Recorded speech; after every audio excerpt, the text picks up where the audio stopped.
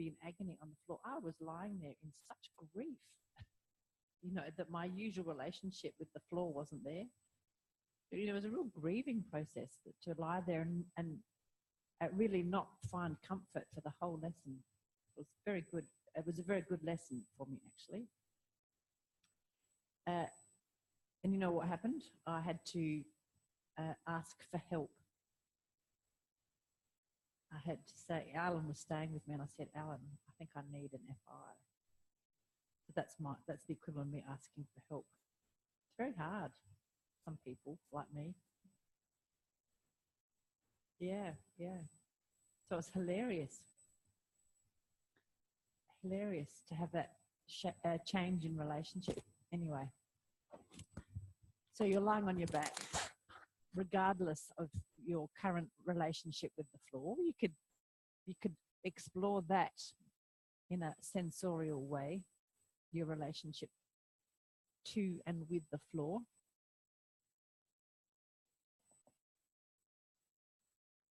Did I tell you that was one of my big lessons in my training? You know, I think I have told you that our training was huge. At any given point, there was 120 people on the floor. I think I did. And I was quite the extrovert back then, even more so. And the only way for me to feel comfortable in a room of 120 people where I did not feel comfortable having a voice in the room, so I never got the mic to say anything when we were in a big group, and we did a lot of big group discussion. So I didn't have a voice in the room, and most of my little buddies didn't have a voice in the room either. And the only way I could feel comfortable with that level of anonymity was to imagine that I was one of the, you know, a series of the piles on the carpet. You know, the pile on the carpet, the little fluffy bits that stick up. That's what I used to imagine, and then I would find comfort if I was part of the pile of the carpet. That would help me find comfort in that context. So it sounds a bit weird, but it made sense to me at the time. And if I could feel like I was a pile of the carpet, then I would feel comfortable, and it was all right. That gave me comfort. So there you go. Haven't had to do that since, but you know, you find a way to find comfort, whatever comfort means to you, like where you can breathe. For me, it's where I can breathe. Okay, so you may be part of a pile of the carpet. You may not be, whatever you are. That's your relationship to the floor in this instance, the relationship to the room.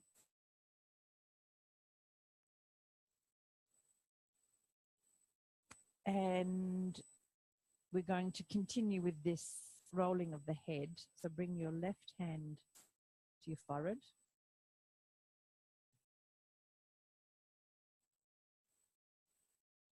And your hand is relatively flat. So again, not stiff, it's kind, but it's flat. Can you find that?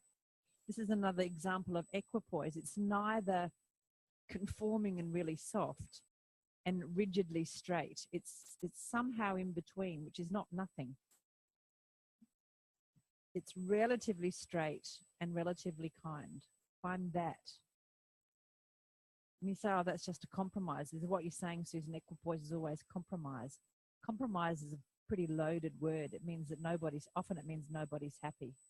Find a way that there is this third way that you're happy. It's acceptable. And roll your head a little bit left and right.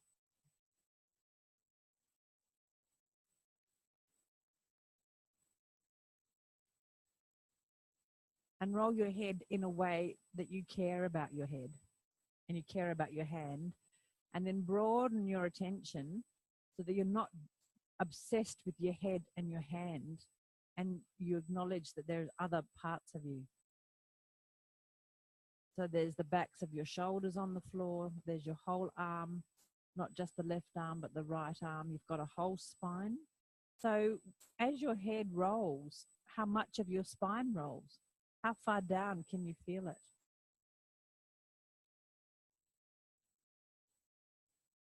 Or more accurately, how far down your spine can you sense it?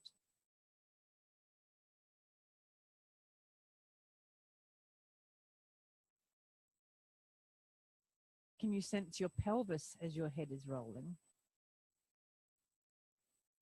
Can you sense the length of your legs as your head is rolling? This inclusive attention doesn't mean to say that you're rigidly attending to every bit with your brows furrowed, but there is an awareness of that. So one of my, quick comments around, if people say, what's the Feldenkrais method? What are you selling? And I say, we sell awareness. And then you have to say awareness for what? Because awareness in and of itself, as one of my colleagues says, awareness can suck, can just be self-consciousness. And that's the dilemma that the mindfulness people can find themselves in. Mindfulness can degenerate into self-consciousness, and that's not necessarily helpful. Okay, now bring your right hand behind your head. Your left hand can go relatively quiet. It just stays there. And you can play this little game. The right hand is behind the head, if that's comfortable, or somewhat comfortable, or you can fake that it's comfortable. And play this little game where now your right hand becomes the driver. So your head just has to lift a tiny bit so that the right hand is free to, in a way, actually it's pushing and pulling. Find a way that your right hand can push and pull the head left and right. So it pulls the head to the right so that the eyes and nose go to the left. And could you allow the left hand to go along for the ride? What does that mean to you? Now you can experience that. You've been practicing with each other. So we did the opposite before. Remember that your left hand was the driver and your right hand was just kind of receiving the head. The right hand wasn't moving, so you couldn't actually say it was going along for the ride. It was just a passive receptor. It was like a bowl, just waiting for the head to be poured into it, or into different parts of it. So now it's the opposite. The right hand has the intention of rolling the head, or turning the head, actually, more accurately. You can try both. It's quite hard to do it straight. You can do it straight, but if you've got really slippery hair, let's say you've washed your hair and it's really slippery, it's quite hard to do without a little bit of cupping. But try both. The intention is to be as straight as possible. Yes, Anna. The hand is behind the head. Head. The bowl of the head. The occiput. The front hand is on the forehead. The straight-ish. The intention is to be as straight as it can be and not lose the intention. Because if you cup a lot, then your wrist has to work. I'll give you, that's the heads up about. Now, in the public, I don't go into this detail about why. It's just the intention. What I said was, if you don't cup a little bit and your hair is really slippery, you feel like you don't have a purchase. So you cup as much that you've got a purchase, but not compromising so that your wrist has to work really hard.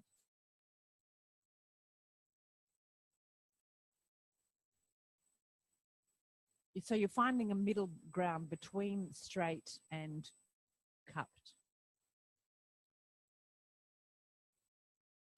Exactly like you did for the left hand, when the left hand was working solo. Rest your arms down and check in. So when it got tricky then, so there was a little bit of challenge, how'd you cope? Did you hold your breath? Did you get stroppy? Did you slow down? That was your strategy to deal with it? Yep. Right, so you noticed that you were tightening in the shoulders, so you found a way to let go in the shoulder. Yeah. So this is resilience in action, finding strategies to cope, deal with it, continue on, bounce back from adversity. And let's say, you know, it's first world adversity, isn't it? When you, adversity is that you have to find a way to roll your head with your hand behind you. It doesn't really matter. So you can, it's not loaded.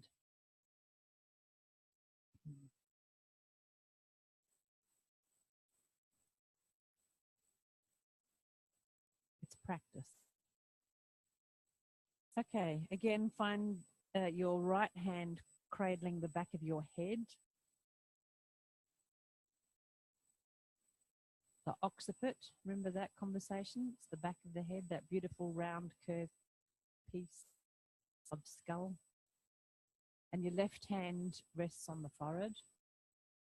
And both hands are somewhat straight in that they haven't pinned your head between them.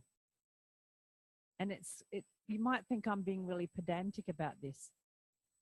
But as we keep going over it, there is a qualitative difference and a quantitative difference actually about the way your head turns or rolls depending on how your hand contacts the head. You know, in a couple of years' time, when you're rolling other people's heads or turning them, you will eventually need to feel the difference. If you don't feel it now, it's okay. Just to know that there is a difference. This is not pedantry. This is not me being detailed for the sake of it. Okay. Now, as you roll your head between the two hands, so now the intention manifests from both hands that you're rolling your head a little bit to the left and a little bit to the right. Find a way to make it small and light so it's sustainable. You're going to keep doing this and slowly, gently become aware of your right foot and leg, the length of your right leg. And so your legs need to be straight now, if that's okay for the small of your back. Otherwise, you know, if it's really not okay, don't. But if you can tolerate it. So for most of you at the moment, your toes are pointing somewhat to the right. So some people are pointing heaps to the right and others not a lot. Nobody in the room's vertical.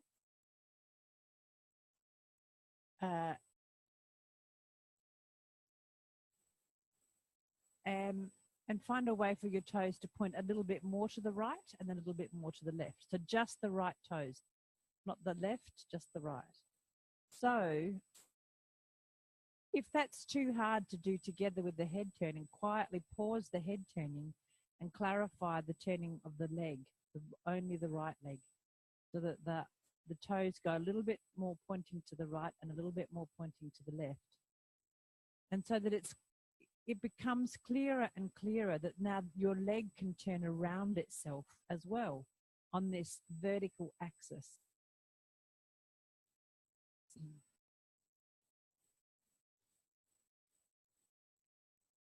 Because your leg is actually turning, it's sort of the vertical axis isn't down the middle of the leg. But and again, I'm being pedantic, but for those of you who get a sense of it, you'll feel that. It's if the axis was down through the middle and came out through the middle of the foot, your heel would be spinning on the floor as well. So actually your leg is turning. You can keep moving your head if the ultimate aim is to roll your leg and your head at the same time. If you need to do one and then the other and then put them together, that's a set of strategies. So notice what you do. How do you do two things at once? How do you multitask? Remember last week, Zoran said, we can't do two things at once. That's contextual. You can't use your muscles to roll your leg and stand on your foot at the same time. There's some things you can't do. Let's say these two things can happen together. And remember, my qualifier was, we do something rather beautiful in our brains. We associate them. So this is the equivalent of steering and changing gears at the same time. Find a way. So one strategy within this is that you link the two together in timing or in orientation. So as your nose goes to the right, your foot goes to the right. And as your nose goes to the left, your foot goes to the left. Or it might be that as your left elbow goes to the right, your foot goes to the right, or something like that. You'll yoke two things together so that your brain can deal with them as one thing. So notice, what have you yoked together? Is it an orientation thing? Is it a timing thing? Is it both?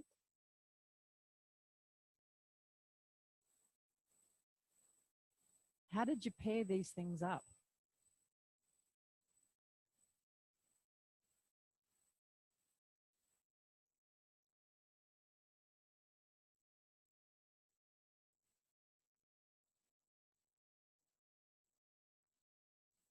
So you might have gone smaller, you might have gone slower. There's some more strategies. You might have held your breath. That's a strategy that we're working with patiently to perhaps realize it doesn't help. It's a default, but it's not particularly helpful. Lack of oxygen, not particularly conducive to life. And leave it and rest. Those of you who haven't rested. Rest your arms. And what's tired? So the thinking part, it might be tired.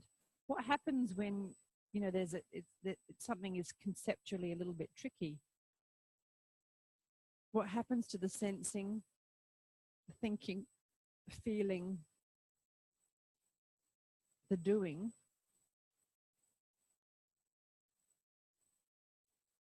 So for some people, when they're challenged, they go more into thinking. Some people go more into sensing. Some people just shut down everything. Some people, when they're challenged, get into doing. When my mum's really stressed, she starts doing lots of stuff. She bakes and she fluffs around and she does stuff. She's a country woman.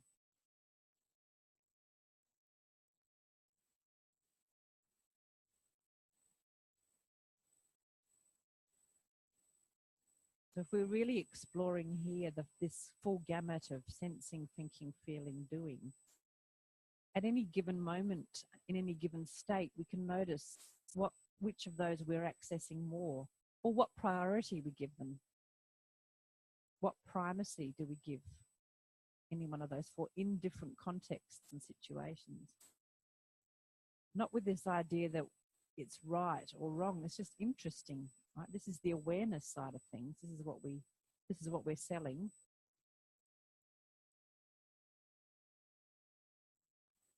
With this idea that if we know what we're doing, we have more chance of doing what we want.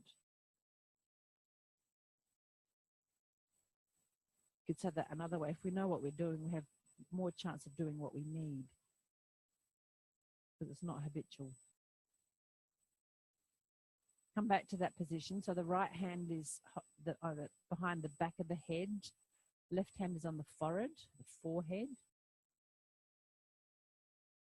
And again, whatever strategy you used to put those two movements together, the rolling of the leg and the rolling of the head, try a different strategy. So if the toes were going with the nose, do the opposite.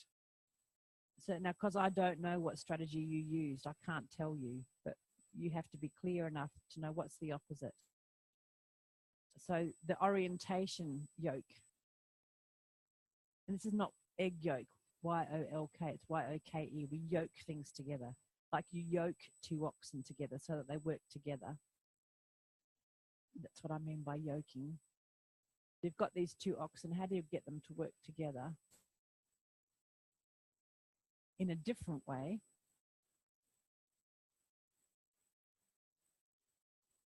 And for drummers, this is kind of easy, right? Because they're used to putting a foot movement together with arm movements, and they can do it with different timing.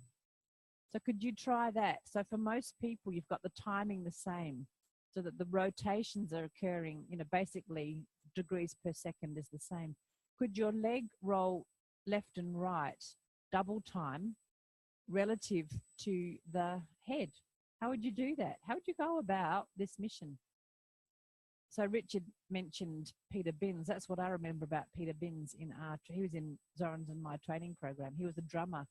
So these kinds of things were kind of easy for him. He had strategies galore for putting two things like this together.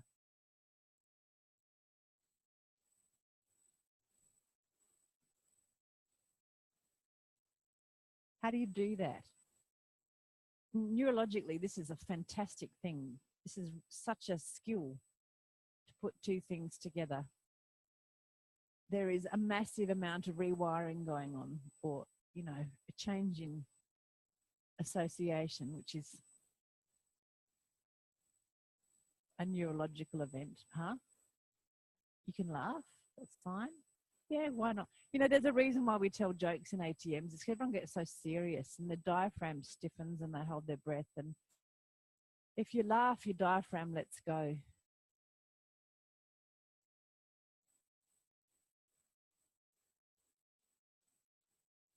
Could your leg go really slow and your head go double time? But go gently with that, because heads are precious. So you don't waggle your head around like some of you are waggling your foot around. I wouldn't encourage you to waggle your head like that. It's a bit too precious. So that means slow your foot right down so that your head can be double time relative to the foot.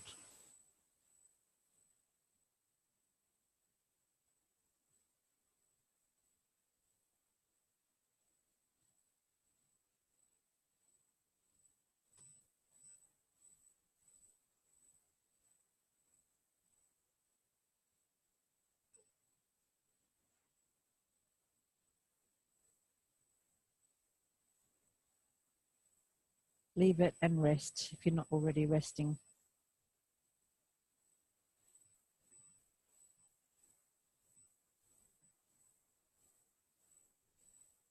So this dividing of attention is quite interesting.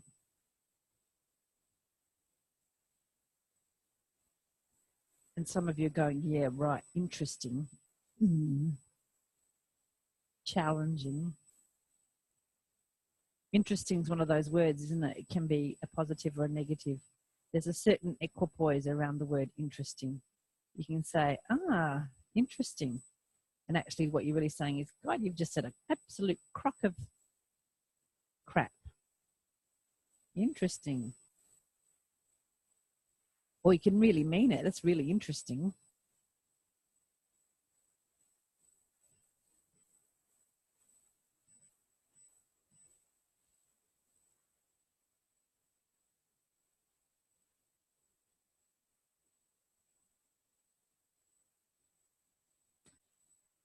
What would be your response in a sensing, thinking, feeling kind of way if I suggested to you that you could rotate your leg in left and right, your head right and left, so they're in opposition, and your eyes left and right. So your eyes go with your head, go with your feet.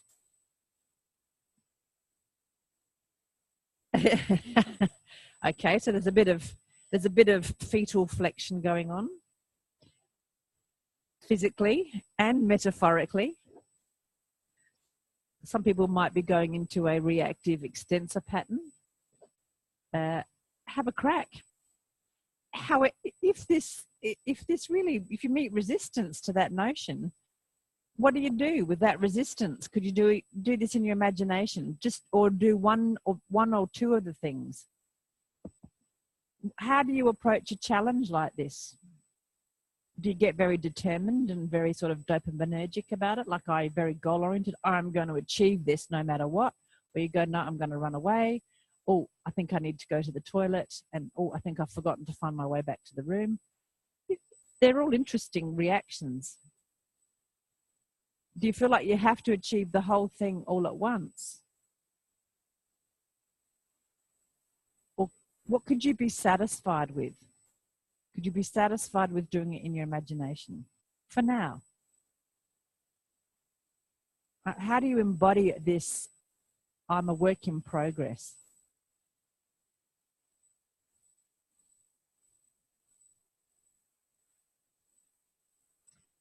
What bits of it could you do in your imagination? Sure. Yeah.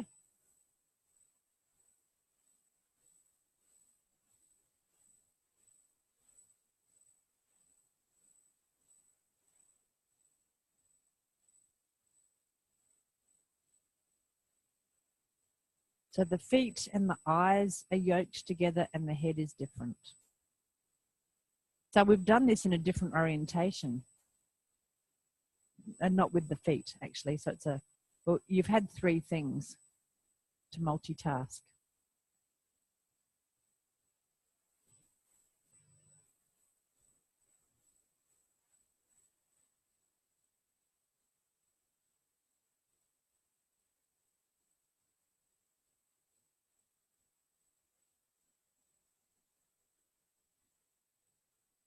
Leave it and rest. Oh, yeah, good point. Yeah. Yeah, Alison's pointed your hands are doing something too. So your elbows and your shoulders are moving through space. Yeah. So this is Anna's juggling.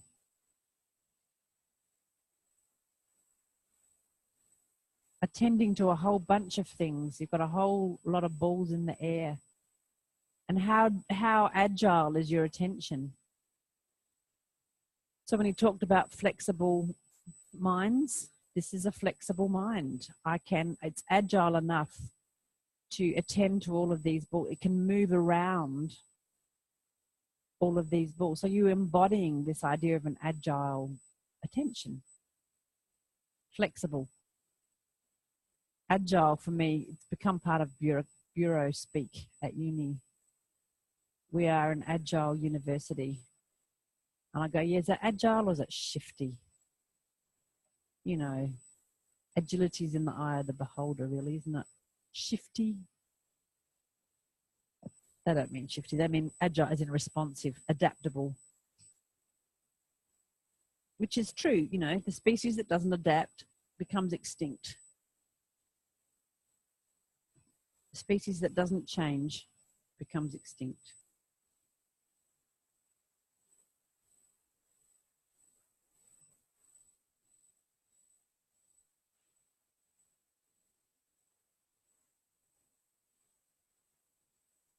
I do not have the courage to ask you to do any other permutations with your eyes, head, and leg. Can I just put that out there? Because I sense the resistance in the room, and frankly, I'm not up for it. So there you go. My limitation has become your limitation. So let's move on. Just to know that there are other permutations that you could explore. So your eyes could go with your head, or your head and your feet could go together, and your eyes. So you know that.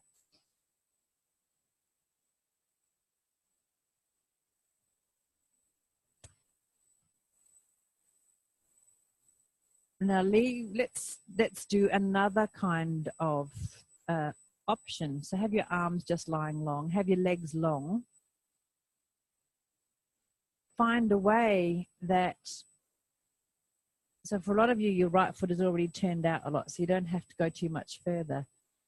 But see if you can quietly roll your leg out a little bit further, so the baby toe is going a little bit more towards the floor, and not down to the floor, but side to the floor. So you're not pointing your toe down, it's rolling out. So the baby toe is the little toe. And that to really happen, you might know if you go so slowly, there's a point where for your baby toe, so the outside of your foot to really lie on the floor, your knee might want to bend a little bit. Feel that point. Now, for some people, it's not that obvious because you're already very externally rotated, very outwardly rotated.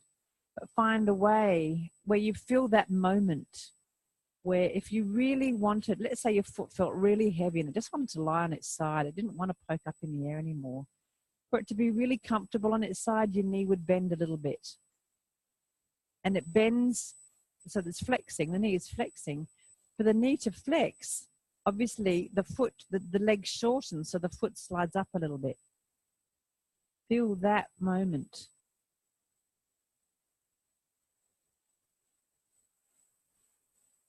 Now, I'm not saying that the side of your knee can lie on the floor. Some of you people who've spent too much time at the bar, as in the B-A-R-R-E, might be able to lie with the outside of your knee on the floor. But those of you who've just spent a lot of time at the B-A-R, flexing your elbow, you can flex your knee a little bit.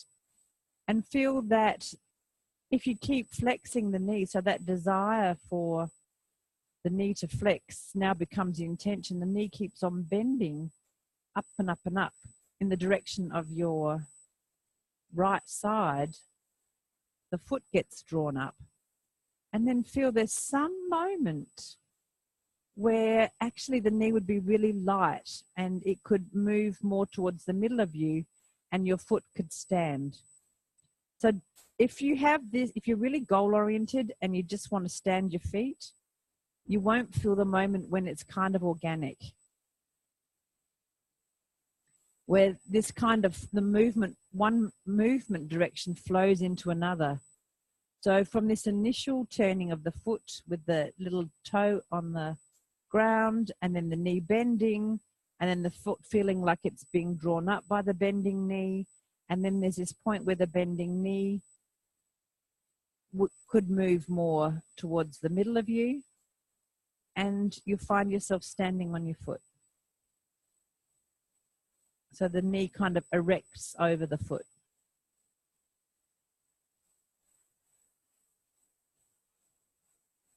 And it comes, the impulse comes from this turning of the leg, the long leg around itself, and then flows into a flexion movement, and then it flows into a rotation back to the middle movement, if you want the biomechanics of it.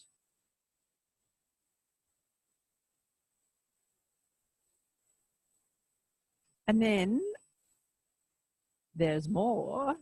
For your foot to go back down, for your leg to go back down straight, it's the return journey. So there's this point of, if you tip your, so you're standing on your foot and then the knee can tip back out to the right, slowly, slowly, slowly. And there's a point there where it's easier to straighten the knee wants to straighten. You're on your little toe side of the foot and you can kind of push your leg long.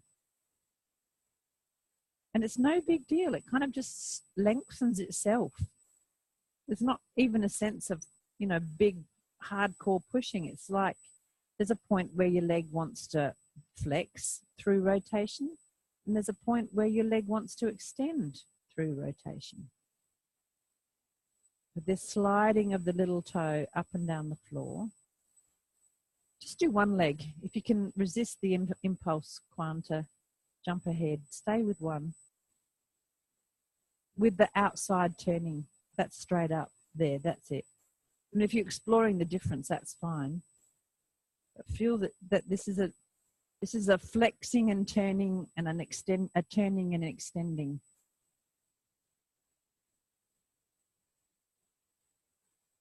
How easy could it be?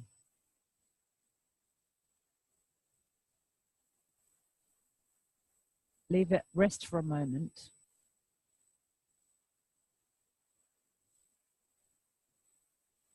And again, why am I being pedantic about one side? Because now when you rest on your back, the invitation is to compare what's the influence of this gentle rotating and bending and straightening and rotating, this kind of almost cyclic movement of the leg. You're going from being a frog to standing, back to being a frog, and then being an extended.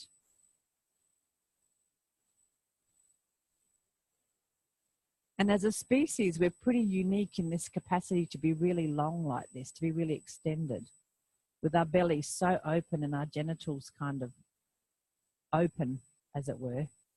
And our throats open. And then when you see your dog or your cat do it, they're not as fully extended as we can be.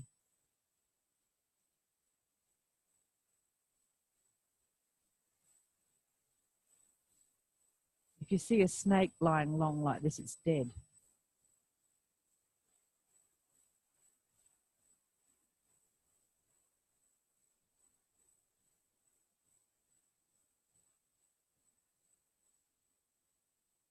So what's the influence? Right side versus left side? What's the length of the right leg versus the left leg? The right arm versus the left arm? The right eye versus the left eye?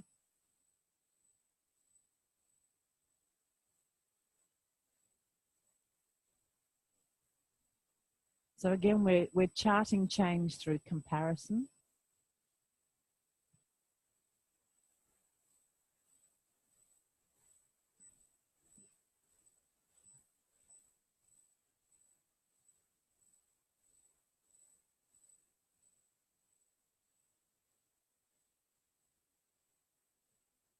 And now bring your right hand behind your head and the left hand on the forehead.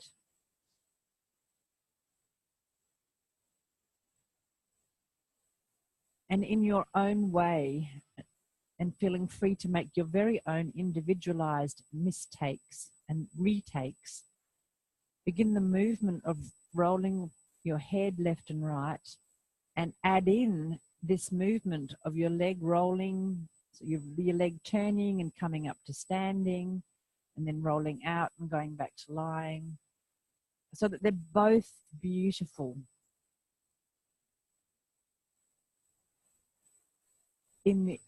That your quest is to make them beautiful. That might mean going so slowly. Maybe you don't do the whole movement. You can attend to both things so that you don't miss a part of the beauty of, you were all lifting and lowering your legs so nicely, so elegantly. You don't compromise that.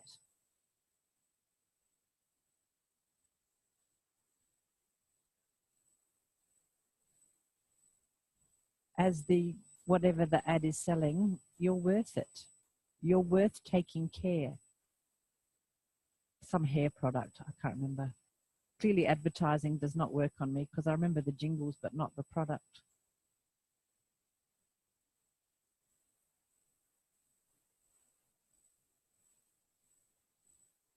Are you losing the outward roll of the leg and just drawing the heel straight up?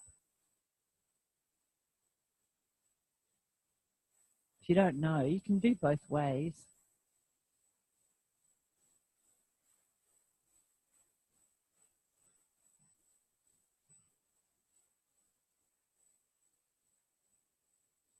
What would you throw at me if I said add your eyes in opposition to your head? You don't have to, I'm just saying it. I just want to provoke you. Just wanted to, what would you fling at me?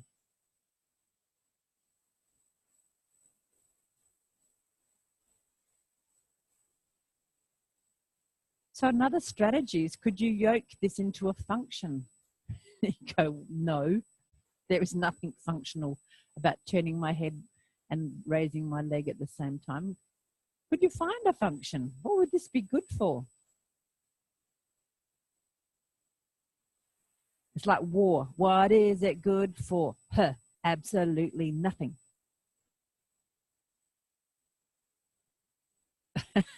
Yeah, you're shaking out the bad karma in your hand.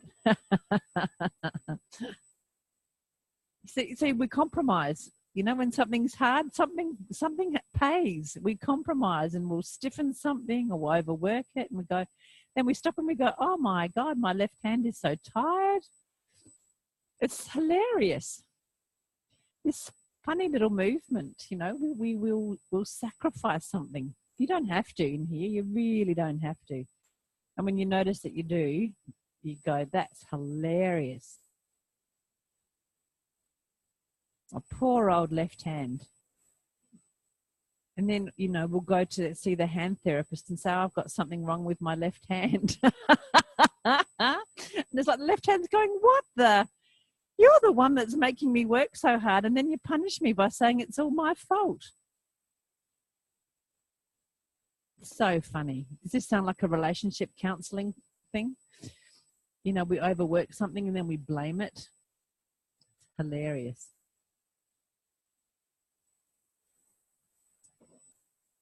leave it rest on your back.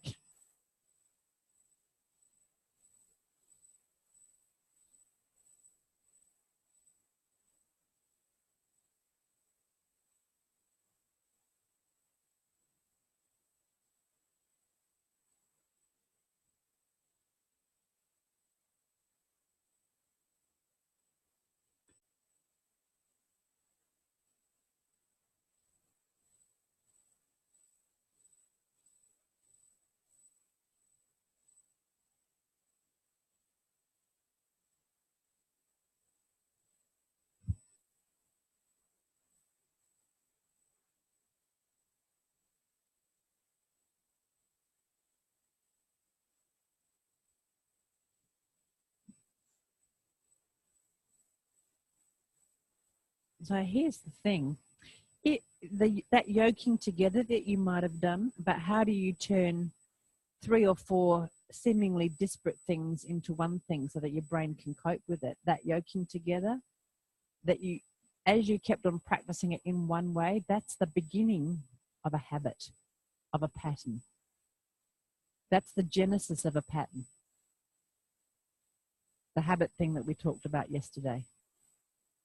So if you kept on practicing it that one way, then you get really good at that one way.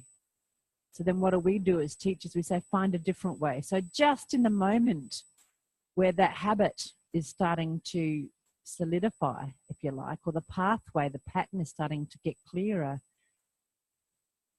being the true buggers that we are, we say, okay, find another way. Create a, explore the genesis of a new habit.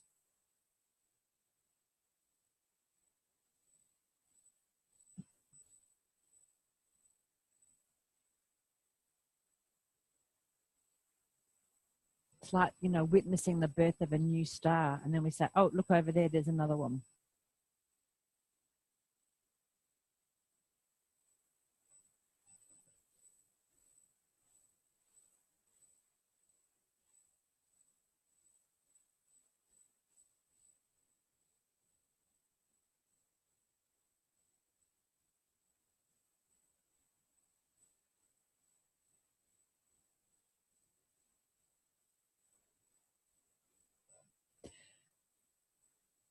I'm going to pose another question for you. Did anybody, you don't have to answer it out loud. This is answering with your inside voice. What was your pelvis doing? What was your pelvis doing as you turned your head and lifted your leg up and down? So let's say your answer is NFI.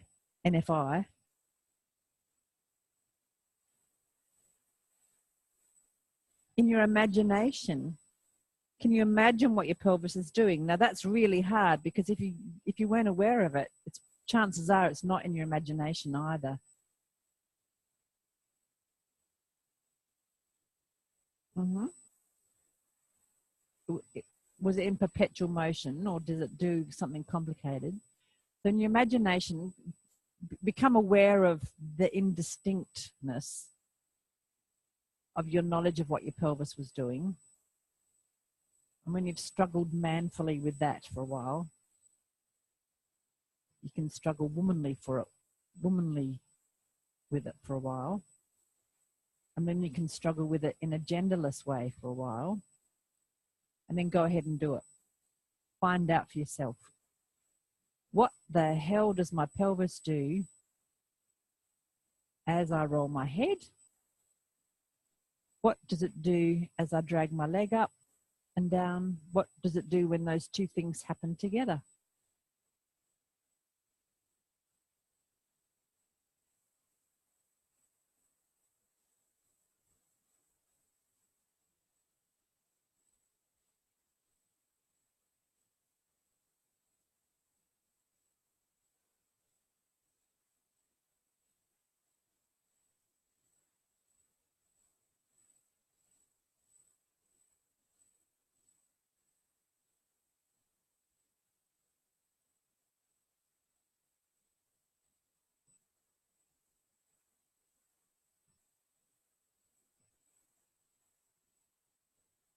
How well do I know my pelvis? I'll just say this. The next segment, you are in for such a treat. You're going to get to know your pelvises. It is so marvellous. Oh, it's marvellous. It's a marvellous segment, the next one. Oh, I love it.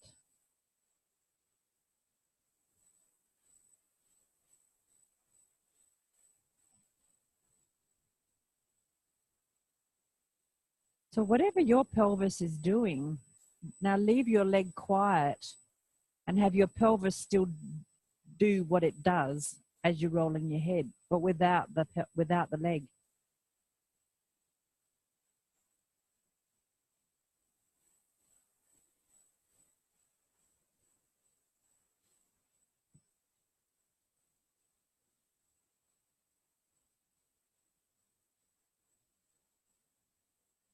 And if you can't remember what your pelvis was doing when your leg goes up and down and your head turns, you can put all three things back together again.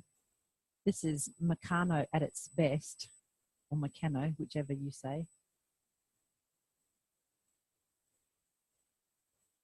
So that it becomes a little bit clearer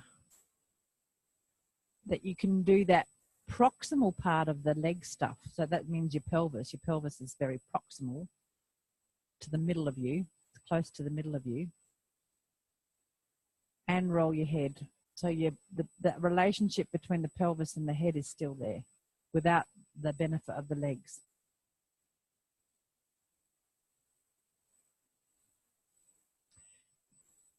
And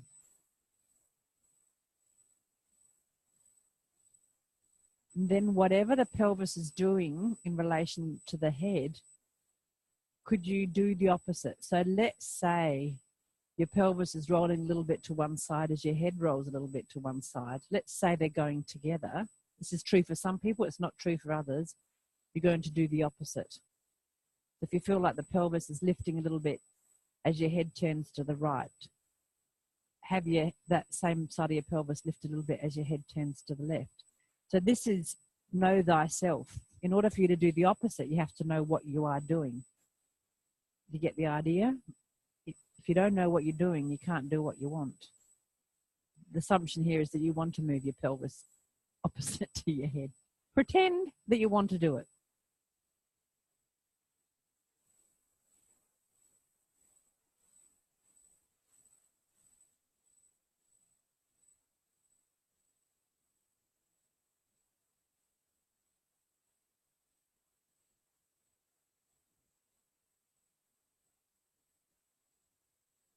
In other words, what the spontaneous relationship was with the movement of the pelvis and the movement of the head. Do the opposite of that relationship. Yeah, it is absurd. It is totally cuckoo. So interesting.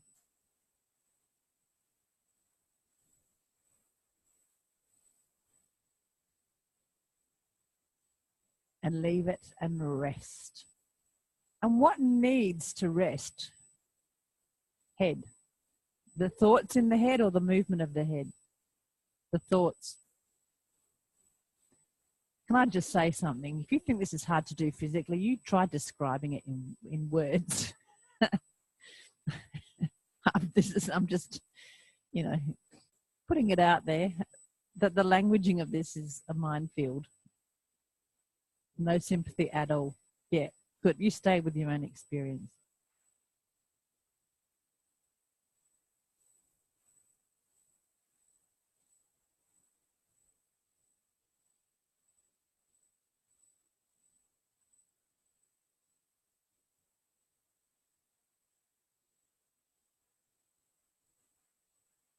So what do we do when we come up against something that seems impossible? What's your response? What are your strategies? They're not fixed in stone. You have some habits around this. Sorry? Break it into bits. Yeah. Add layers. Slow it down. Imagination. Start small. Pardon? find the rhythm.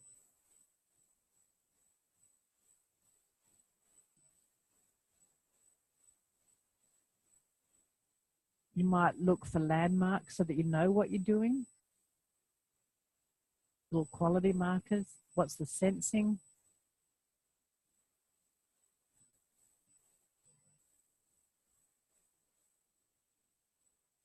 And how do you feel now in the leftness versus rightness stakes?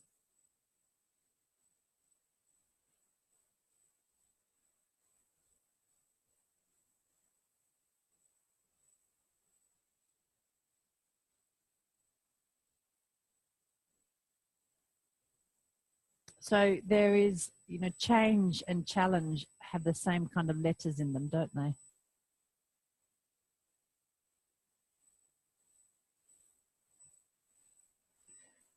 Roll your head a little bit without your hands. Just roll the head. Go back to that first. You go, oh, that's so blissfully simple. Oh, wow. I can do that. And it feels lovely.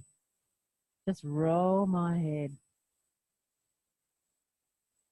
We had this great trainer, Gabi Yaron, who was one of the disciples, one of the original 13 Israelis. She was fantastic. Loved it a bit. So she, roll your head like a watermelon. I loved it. Loved it.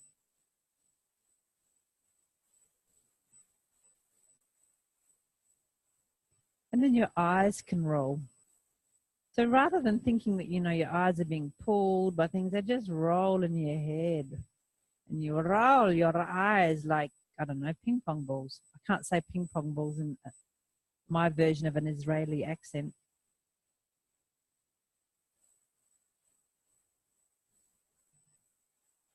And your eyes can roll left and your head can roll left. Your eyes can roll left and your head can roll right. It's no big deal. It's like, no, they're just 3 balls, 2 balls within one big ball. And they're connected and they can disconnect and they can be together and they can be apart. And it's no big deal. And my breathing is uninterrupted. It's no big deal.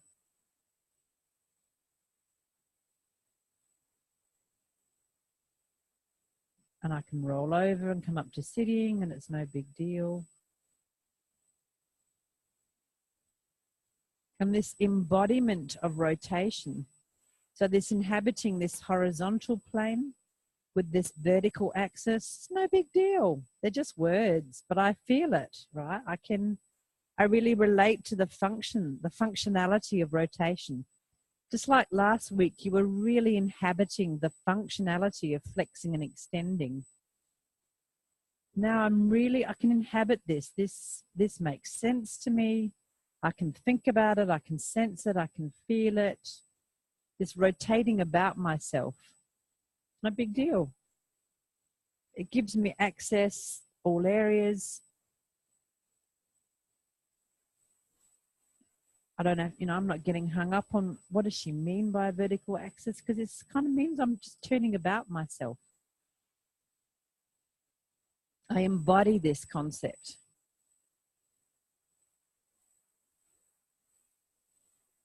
I can embody it in lying. I can embody it in sitting. All of me can turn, bits of me can turn. I can all turn all together. Bits of me, my eyes can go left and my head can go right. No big deal. I can be together. I can be apart. Find a way to come up to standing with that same kind of functionality. So, yeah, we sell awareness and then we sell awareness of something. So in this instance, I'm really aware of my capacity, my competence to turn. I am so capable of turning. I can be confident in it. And here's the evidence. Here's how I know that rotation is not simply a concept to me. It's not a range of motion. It's a quality. I know what it's good for. I sense what it's good for. And when I don't rotate, I know what that's good for. So don't rotate, just stand and don't rotate. Be very quiet.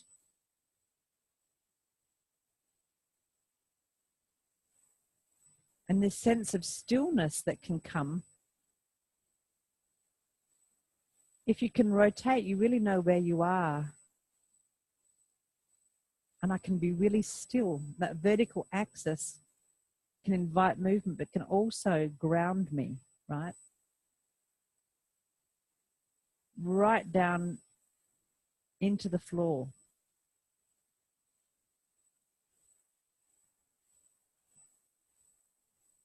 So it's not a paradox, it's not a contradiction, that I can find stillness with this sense of the vertical axis. And then I can find movement around the vertical axis.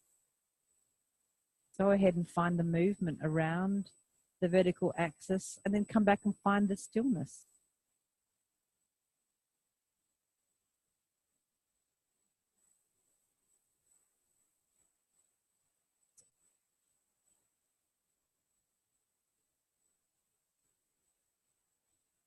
So some of you are really pinging yourself around. It's lovely.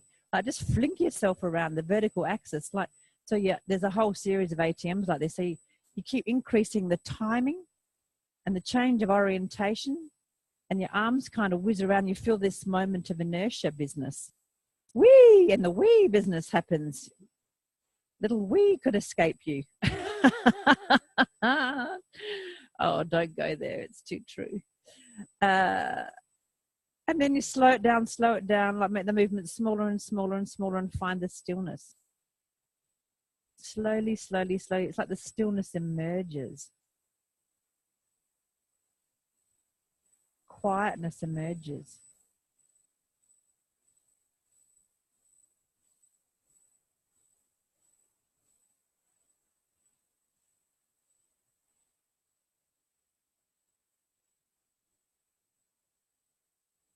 And become aware that the quietness is in the whole room.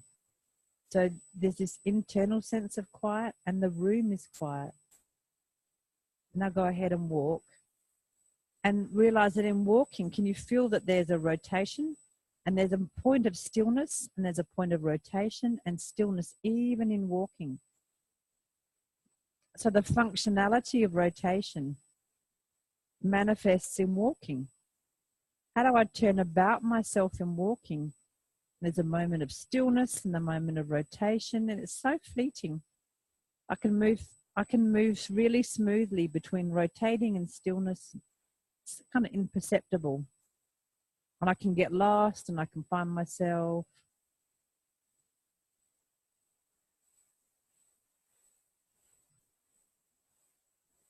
And I've got a vertical axis in my legs and my arms and my spine, and I turn around myself in so many ways. Walking is so extraordinary. And my head can turn. And then I start to look at other people's turning. And I maintain the awareness of my own turning and my own sense of stillness. And I could use the C word, core, but I don't because it's been bastardized. But right, there's this core thing. Look at each other, watch each other, turning around their center. And see that there's a stillness and a turning. Look at each other's faces, look at their centers, look at their vertical axes.